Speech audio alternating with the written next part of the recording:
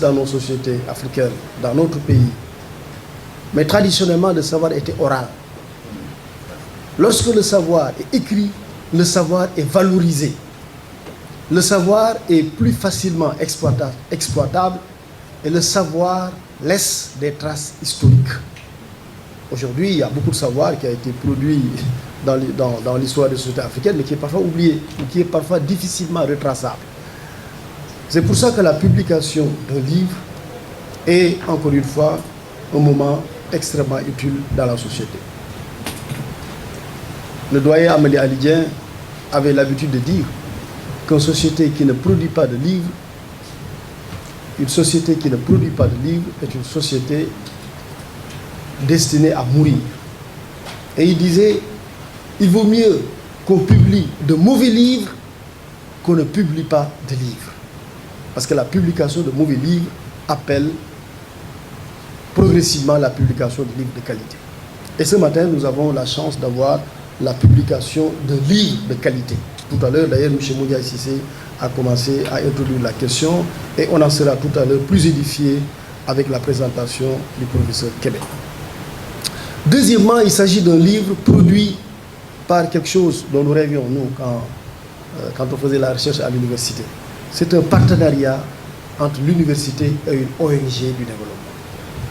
Parce que pendant longtemps, le problème qu'on avait, c'est que les universitaires faisaient de la recherche fondamentale. Mais vous savez, la recherche fondamentale, c'est très important dans le développement de la science, dans la promotion des carrières, des enseignants notamment. Mais la recherche la plus importante pour une société, c'est plutôt la recherche-développement. C'est-à-dire celle-là qui est orientée sur les préoccupations de la société. Et souvent, quand les universitaires s'intéressaient à des thématiques de recherche et de développement, ils avaient des difficultés pour être pris en charge, pour être financés, pour parler de façon triviale. Souvent, c'est l'État, la puissance publique qui prenait en charge, mais la puissance publique ne peut pas tout prendre en charge. Il faut payer les salaires des enseignants, il faut s'occuper des aspects pédagogiques, il faut financer la recherche fondamentale. Et donc, il y a une partie de la recherche qui était, pour ainsi dire, négligée. C'est la recherche-développement. Et aujourd'hui, je trouve que nous avons une remarquable ici occasion d'un partenariat entre ce que devrait être l'université et ce que va être l'université de plus en plus. Un centre de recherche dirigé par le professeur Abdelaziz Kébé qui s'intéresse aux thématiques du développement, qui fait de la production de recherche et de développement, et une ONG, l'ONG 3D, appuyée par l'USAID, qui accompagne cela. C'est extraordinaire. Et je pense que c'est ça aujourd'hui la vocation de l'université. L'université doit s'intéresser à la cité. L'université doit accompagner les préoccupations de développement. L'université doit trouver les réponses aux questions que la société se pose. Et aujourd'hui, cet ouvrage que nous avons rentre parfaitement dans le cadre de cette perspective utilitaire de l'université. Justement, c'est pour ça que les universitaires, de plus en plus aussi, au-delà de faire de la recherche fondamentale, au-delà de faire de grandes publications dans des revues spécialisées, c'est très bien, bon, ça c'est entre l'université, c'est le savoir universitaire qu'il faut tout de même produire. Mais à côté de ça, il est intéressant et il est important que les universitaires s'intéressent aussi aux questions pratiques, aux questions de développement. L'universitaire peut s'intéresser aux questions pratiques, aux politiques publiques notamment, de deux manières, au moins, qui ne s'excluent pas, qui peuvent aussi se combiner. La première manière, c'est le militantisme. Un universitaire peut choisir de militer pour s'intéresser à la pratique. Militantisme à travers la société civile. Vous savez, quand vous allez dans les pays anglophones, la plupart des grandes ONG sont dirigées par des professeurs d'université. Au Nigeria, à l'époque, quand j'allais au Kenya, en Tanzanie, la plupart des ONG d'envergure nationale, internationale, sont dirigées par de grands profs, qui sont même parfois à la retraite. Donc, l'universitaire peut s'intéresser aux préoccupations de sa société par le militantisme. le militantisme de la société civile, le militantisme politique aussi. On peut aussi être un universitaire et choisir de s'investir dans le champ politique notamment. Mais l'universitaire peut aussi s'intéresser à la pratique par l'expertise. L'expertise, la recherche. En tant que chercheur, prendre en charge les préoccupations de sa société, y projeter son savoir, parce que l'universitaire aussi, il est spécialiste. Il est censé consacrer une bonne partie de sa vie à approfondir les questions. Et donc, lorsque l'universitaire, riche de ce savoir, s'intéresse aux préoccupations de sa société, il apporte une valeur ajoutée. Voilà pourquoi moi je considère, monsieur le professeur Abdelaziz Kébé, vous avez compris aujourd'hui ce que doit être un universitaire au XXIe siècle. Un universitaire ne doit pas rester à l'université comme dans une tour d'ivoire. Un universitaire doit s'intéresser aux préoccupations de sa société. Mais surtout l'universitaire doit réussir. Et c'est ça aujourd'hui un remarquable universitaire. C'est l'universitaire qui comprend qu'il doit construire un partenariat avec des organismes qui veulent s'intéresser à l'université mais qui n'ont pas de porte d'entrée. Parce que pendant longtemps, il y a des organismes qui veulent s'intéresser à l'université, financer la recherche et le développement, accompagner des universitaires, mais ils ne trouvaient pas de voix, ils ne trouvaient pas d'interlocuteurs. Ou alors, tout simplement, ils ne trouvaient pas d'universitaires répondant à ce profil. Aujourd'hui, une des différences fondamentales entre les universités dans les pays comme les nôtres et dans les pays de grandes traditions universitaires, comme les États-Unis ou d'autres pays, justement, c'est que les universités parviennent à se financer. Quand vous êtes un professeur, directeur d'un centre de recherche, vous devez avoir la capacité de faire du fundraising. C'est attirer des ressources pour faire du développement et faire des publications. Si vous ne savez pas le faire, vous n'êtes pas un universitaire. Un universitaire doit enseigner dans les amphithéâtres, mais un universitaire doit aussi pouvoir construire des partenariats utiles avec des organismes qui accompagnent l'université. C'est pour ça que je voulais me féliciter et féliciter ce partenariat qui existe entre l'ONG 3D et le CERIF. Mais l'ouvrage porte sur un thème, tout à l'heure cela a été dit par Samba Bari, approfondi par Mouya Sissé, et tout à l'heure le professeur Kébé y reviendra. Mais l'ouvrage porte sur un thème, une thématique utile, un thème utile pour le développement. Il s'agit de voir comment mobiliser des ressources pour prendre en charge notre développement. Posé sous l'angle de la science politique, au fond, c'est comment dans notre pays réaliser la démocratie substantielle. C'est-à-dire, après avoir réglé le problème des élections, voilà, au système électoral qui est bien, comment passer à la nouvelle, ou comment passer à l'autre phase, la deuxième phase de la démocratie, parce que la question électorale, c'est un peu ce que je dirais, la phase primaire de la démocratie, avoir un bon système électoral. Mais quand vous avez appris un système électoral, c'est comment maintenant réaliser la démocratie substantielle, c'est-à-dire, au-delà d'appeler les citoyens à faire la queue et à voter, comment, de façon substantielle, prendre en charge leurs droits fondamentaux. Droit à la santé, droit à l'éducation, droit à vivre dans un environnement sain, notamment. Et aujourd'hui, on le sait, pour prendre en charge ces développements, l'État doit être muni de capacités. Et quand on dit capacité, c'est essentiellement des capacités institutionnelles, mais c'est aussi prioritairement des capacités financières. C'est-à-dire que les États doivent avoir les moyens de répondre aux demandes, aux préoccupations qui sont exprimées par les citoyens.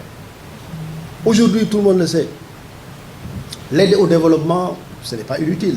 D'ailleurs, tout à l'heure, Samba Bari l'a dit comme ça, c'est important l'aide au développement, on le sait. L'aide au développement a été tout de même critiquée. Tout le monde connaît les limites de l'aide au développement. Je rappellerai juste un ouvrage écrit à l'époque par une Zambienne qui est à la Banque mondiale, Damissa Moyo, qui avait montré les limites de l'aide au développement. Aujourd'hui, il reste entendu, cela a été rappelé tout à l'heure et on le verra davantage, que la solution pour prendre en charge le développement dans nos pays, la solution pour prendre en charge le financement de nos économies, c'est la perspective de la transition fiscale, avec la mobilisation des ressources internes. Autrement dit, nous devons compter sur nous-mêmes pour prendre en charge notre développement. Et ici, et je terminerai par là, la solution, elle est simple. C'est c'est l'amélioration ou la redéfinition de notre contrat social. Parce qu'au fond, le vrai contrat social dans nos sociétés, c'est quoi? C'est la fiscalité. Le vrai contrat social, c'est la fiscalité. C'est-à-dire comment chacun doit contribuer selon ses facultés contributives à la prise en charge des besoins collectifs. Et ici, évidemment, ce contrat social, nous avons deux leviers pour y agir. C'est par le haut et par le bas. Par le haut, c'est la politique fiscale de l'État. C'est les politiques que l'État met en œuvre, pour améliorer la fiscalité. Tout à l'heure, quelqu'un le disait, nous avons beaucoup de ressources dans nos pays. Et le président de la République, Macky Sall, s'inscrit dans cette perspective. Depuis, on le sait, dès plutôt 2012-2013, l'une des premières réformes qui a été faite par le président Macky Sall, c'est la réforme du Code général des impôts et domaines. On a eu un nouveau Code général des impôts qui essaie d'abaisser la fiscalité sur les ménages et les travailleurs les moins favorisés. Un Code général des impôts et domaines qui élargit l'assiette fiscale, notamment, et un Code général des impôts et domaines qui essaie d'améliorer ce qu'on appelle le civisme fiscal, c'est-à-dire que les citoyens paient davantage l'impôt. Donc ici, le premier instrument, c'est un instrument par le haut, c'est la politique fiscale. C'est tous les efforts que l'État doit continuellement, il y a déjà des initiatives qui ont été prises, mais les efforts que l'État doit progressivement, continuellement prendre pour améliorer le recouvrement fiscal et faire en sorte que le budget soit davantage renfloué. Et enfin, c'est par le bas. Et par le bas, c'est le civisme fiscal. C'est comment inciter, cultiver le civisme fiscal. C'est-à-dire faire en sorte que le citoyen ait le réflexe naturel, pour ainsi dire, non contraint, de payer l'impôt, encore une fois, selon ses facultés contributives. Parce que les citoyens ne sont pas assujettis de la même manière à l'impôt. Vous avez donc toutes ces préoccupations qui sont exprimées dans cet ouvrage, et ce sont des préoccupations qui coïncident, qui correspondent avec les préoccupations de l'État du Sénégal, avec les préoccupations du gouvernement du Sénégal. Vous l'avez rappelé tout à l'heure, monsieur le directeur exécutif de l'ONG 3D, aujourd'hui, le président de la République a une préoccupation fondamentale, c'est la rationalisation des dépenses publiques. Mais ce n'est pas la diminution des dépenses publiques, c'est différent. C'est la rationalisation des dépenses publiques, c'est-à-dire faire en sorte de dépenser utilement, de dépenser efficacement, d'éviter les gaspillages. Souvent, évidemment, quand cela est abordé, on pense aux institutions. On dit par exemple que l'Assemblée nationale a coûté 115 milliards, etc. Je précisais d'ailleurs tout à l'heure, monsieur le directeur, quand vous parliez, je disais sur les 5 ans. Ça veut dire quoi? Sur les 5 ans, l'Assemblée nationale a coûté 115 milliards, sur à peu près quoi? Peut-être 12 000 milliards. Parce que si on prend le budget du Sénégal qui fait actuellement 4 000 milliards, bon, l'année passée c'était moins de 4 000, disons 3 500, après c'était 3 000. Si on prend les 5 ans, peut-être 10 000 milliards, en tout cas, au moins 10 000 milliards. Sur 10 000 milliards, quand le fonctionnement d'une institution coûte 115 milliards, est-ce que c'est du gaspillage? C'est ça. Si vous prenez par exemple le Conseil économique social, je ne sais pas, je crois peut-être c'est 60 milliards, mais c'est quand même sur un budget de 10 000 milliards. Donc en réalité, si on réfléchit de façon sereine sur ces questions, et l'ouvrage est l'occasion de le faire, je pense, on se rend compte qu'au fond, ce ne sont pas les institutions de la République qui sont budgétivores. Non. Les budgets sont importants, certes, mais ce n'est pas les institutions qui sont budgétivores. J'attire l'attention sur ça. Pourquoi? Parce que si on se focalise sur ça, on risque de passer à côté. Encore une fois, 115 milliards sur 10 000 milliards, je ne suis pas sûr que ce soit démentiel. Là, je n'ai pas dit que ce n'est pas des dépenses importantes, c'est des dépenses importantes. Mais voilà, je pense quand même que le rapport reste un rapport raisonnable, pour ainsi dire. Voilà, bon, donc je pense que l'ouvrage, en tout cas, ce matin, porte sur une des problématiques qui intéresse le Sénégal, qui intéresse le président de la République.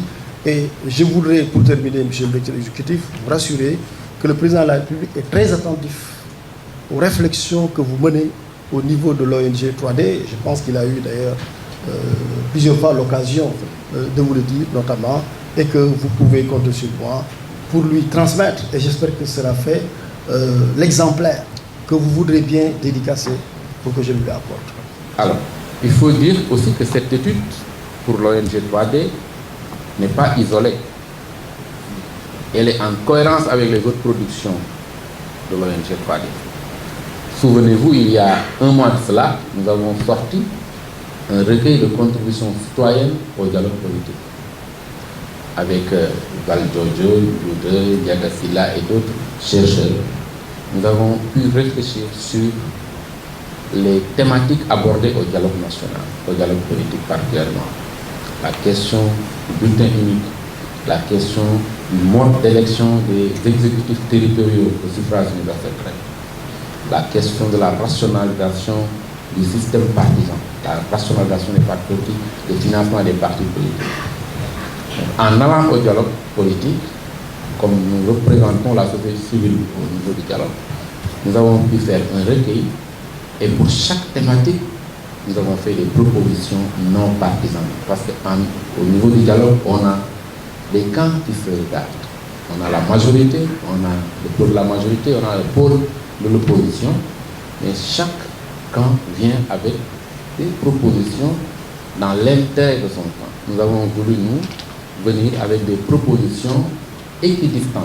C'est pourquoi nous avons fait le recueil de contributions citoyennes au dialogue politique qui est disponible et il y a un mois, nous l'avons publié. Nous avons également eu à faire des études sur le fonds de péréquation et d'appui aux collectivités territoriales pour revoir les critères d'allocation de ces ressources. Et nous l'avons fait en rapport avec le ministère de la décentralisation. C'est dire que donc, nous sommes dans la production.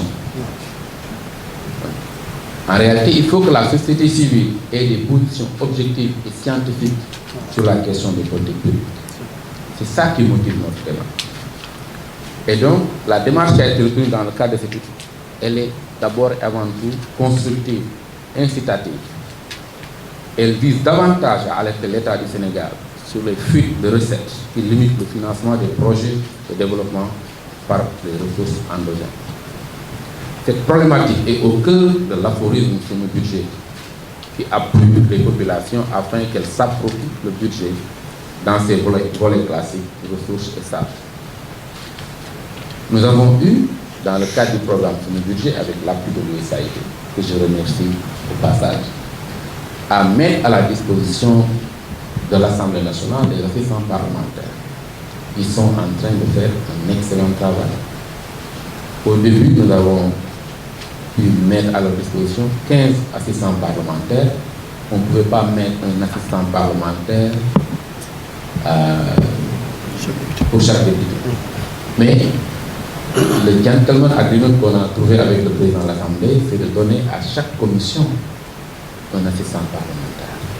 Et ça a produit des résultats dans l'accompagnement des assistants des députés.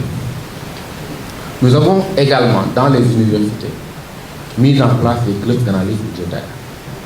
En rapport avec le shérif, je profite de l'occasion également pour remercier mon ami et frère, le professeur Ablaïs Kébé, avec qui nous engageons beaucoup de réflexions pour anticiper sur énormément de thématiques et explorer beaucoup de chantiers. Donc l'étude qu'on va vous présenter montre entre autres que l'État du Sénégal doit aller dans le sens d'une rationalisation des dépenses publiques. Limiter la dépense publique, c'est une façon de mobiliser les ressources publiques. C'est sans doute la raison pour laquelle le président de la République a commencé à rationaliser les dépenses publiques à travers les économies faites sur les factures téléphoniques, les agences et autres. Mais nous pensons qu'on peut encore aller plus loin parce que rien que pour la période 2018, nous avons pu constater que les dépenses des administrations centrales ont connu une baisse de 29,5 milliards.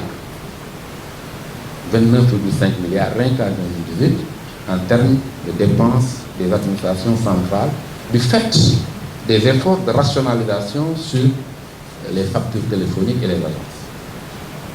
Les dépenses de fonctionnement donc sont élevées par rapport à l'investissement et par rapport aux dépenses sociales. Vous allez voir le titre. On va vous donner un exemplaire de chacun. Et dans le document, vous verrez une partie intitulée Résumé exécutif.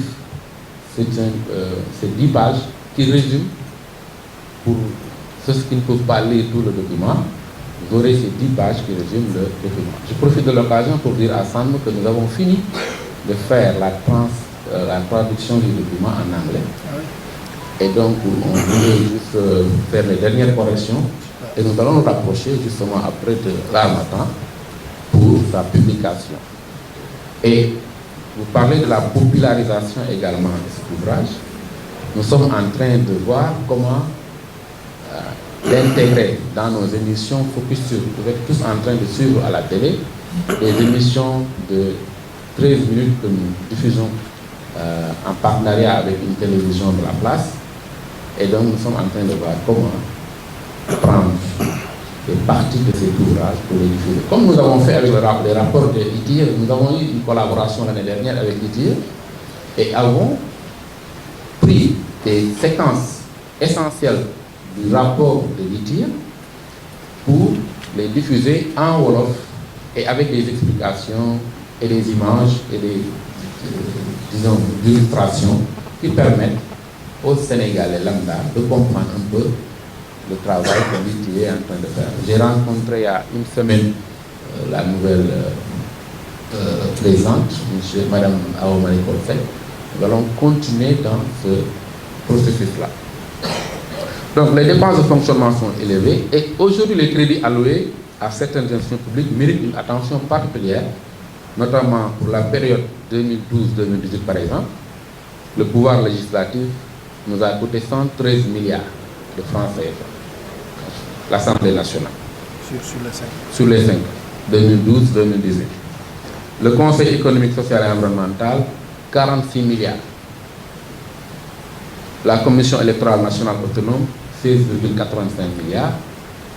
L'OFNAC, 4,69 milliards. Ça, c'est juste des exemples pour dire qu'on peut encore, par rapport aux efforts de rationalisation, essayer de voir au niveau des institutions également comment, parce que les institutions sont plus ou moins, ces institutions sont plus ou moins autonomes en termes de fonctionnement et d'investissement. Mais on peut, avec toujours les efforts de rationalisation, aller dans le sens de faire comme au niveau central, le président de la République a fait sur les agences et sur les factures téléphoniques. Les prochaines étapes, c'est quoi? C'est travailler avec l'administration sur la mise en œuvre du budget programme. Nous sommes en train de collaborer avec le PCBF pour voir comment, en amont, impliquer les citoyens à les préparer au budget programme afin que ce ne soit pas une participation passive, mais que ce soit une participation active.